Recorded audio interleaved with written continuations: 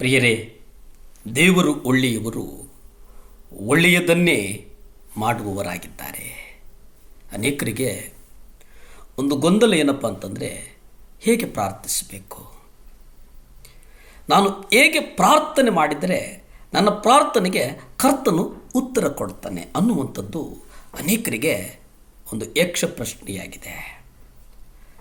ಮತ್ತಾಯಿ ಪತ್ರಿಕೆ 6ನೇ ಅಧ್ಯಾಯ 5 ಮತ್ತು 8ರಲ್ಲಿ ನೀವು ನೋಡುವುದಾದರೆ ಅಲ್ಲಿ ಬಹಳ ಸ್ಪಷ್ಟವಾಗಿ ಯೇಸು ಸ್ವಾಮಿ ನಮಗೆ ಹೇಗೆ ಪ್ರಾರ್ಥಿಸಬಾರದು ಎಂಬುದನ್ನು ಕಲಿಸಿದ ನಂತರ ಕಪಟಿಗಳ ಹಾಗೆ ನಾವು ಮಾತನಾಡುವುದನ್ನು ಅಲ್ಲಿ ನಾವು ನೋಡ್ತೇವೆ.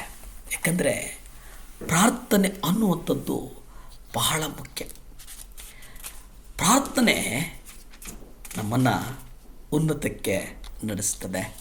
ಪ್ರಾರ್ಥನೆ ನಮ್ಮನ್ನು ಔಚಿತ್ಯದ ಕಡೆಗೆ ನಡೆಸ್ತದೆ.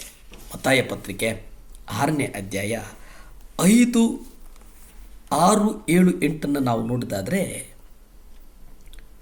ನೀವು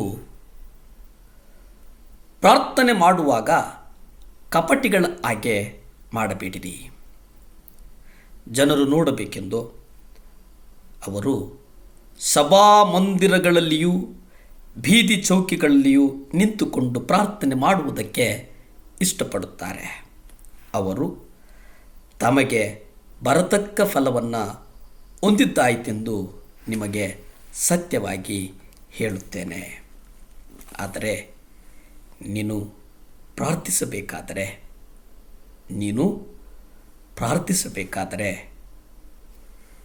ನಿನ್ನ ಏಕಾಂತವಾದ ಕೋಣೆಯೊಳಗೆ ಹೋಗಿ ಬಾಗಿಲನ್ನು ಮುಚ್ಚಿಕೊಂಡು ಅಂತರಂಗದಲ್ಲಿಯೂ ಇರುವ ನಿನ್ನ ತಂದೆಗೆ ಪ್ರಾರ್ಥನೆ ಮಾಡು.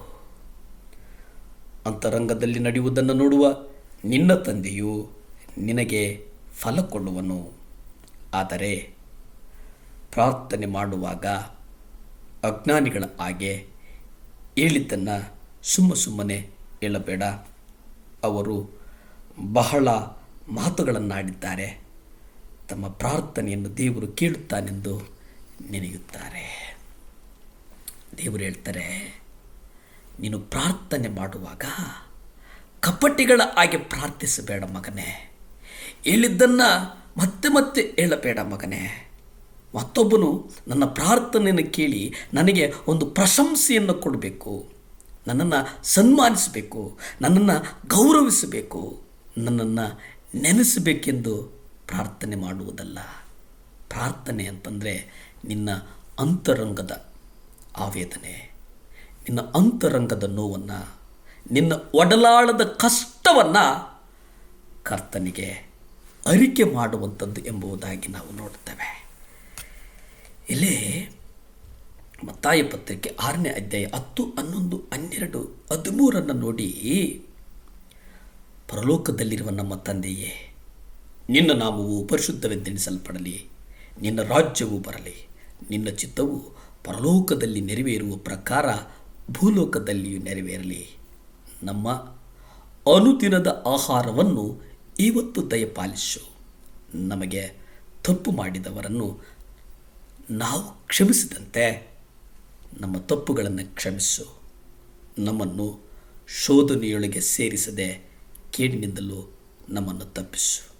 ಪ್ರಿಯರೇ, ಕರ್ತನು ಭಾಳ ಸ್ಪಷ್ಟವಾಗಿ ಇಲ್ಲಿ ಹೇಳುವುದೇನಂತಂದರೆ, ನೀನು ಕ್ಷಮಿಸು. ಕ್ಷಮಾಪಣೆ ಬಹಳ ಮುಖ್ಯ. ಒಂದು ವೇಳೆ ನಿನ್ನ ಹೃದಯದಲ್ಲಿ ಕ್ಷಮಿಸಲು ಕಷ್ಟವಾಗಿರತಕ್ಕಂಥ ಗಾಯಗಳಿದ್ದರೂ ಮಗನೇ, ಇವತ್ತು ಕ್ಷಮಿಸು.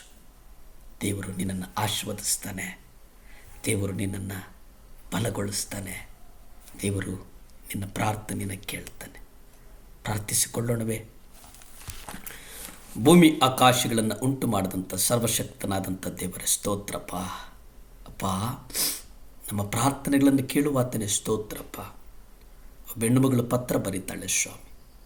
ಆ ಹೆಣ್ಣುಮಗಳಿಗೆ ಚರ್ಮದ ಸ್ಕಿನ್ ಸಮಸ್ಯೆ, ನಿಮ್ಮ ರಕ್ತದ ಮೂಲಕ ಯಾರ್ಯಾರು ಸ್ವಾಮಿ ಸ್ಕಿನ್ ರಿಲೇಟೆಡ್ ಸಂಬಂಧಪಟ್ಟಂತೆ ಸಮಸ್ಯೆಯಿಂದಿದ್ದಾರೋ ಗುಣ ಮಾಡಪ್ಪ.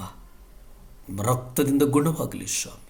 ಅಪ್ಪ, ರಕ್ತ ಕುಸುಮ ಕಾಯಿಲೆಯನ್ನು ವಾಸಿ ಮಾಡಿದಂಥ ದೇವರೇ, ಈಗ ನಿಮ್ಮ ರಕ್ತದ ಮಹಿಮೆಯ ಶಕ್ತಿ ಚೆಲ್ಲಲ್ಪಡಲಿ ಸ್ವಾಮಿ. ಈ ವಾಕ್ಯವನ್ನು ನೋಡುವಂಥ ಮಕ್ಕಳನ್ನು ಆಶೀರ್ವದಿಸಿ ಯೇಸುವಿನ ನಾಮದಲ್ಲಿ ಬೇಡಿ ಬಂದು ಆಶೀರ್ವಾದಗಳನ್ನು ಹೊಂದ್ಕೊಳ್ತಾ ಇದ್ದೀವಿ ಪರಮ ತಂದೆಯೇ. ಆಮೆನ್. ಹಲ್ಲೆಲೂಯಾ.